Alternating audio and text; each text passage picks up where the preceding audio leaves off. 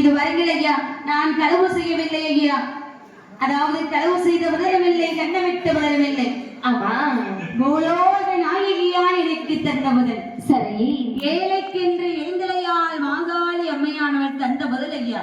ஆமா, ஆகையினால் என்னை அடிக்க வேண்டாம், உதைக்க வேண்டாம், அவதூறாக பேச வேண்டாம். சரி, விடுங்க சுவாமி. ஐயா துறைமார்களை உங்களுக்கு உங்களைதான் வணங்குகின்றேன்.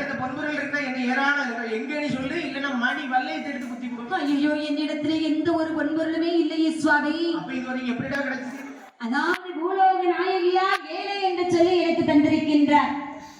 இதை கொண்டு இதை வைத்து மாமலைதனிலே வெள்ளமலை உச்சியிலே தனியா கோவில் உண்டு துறையே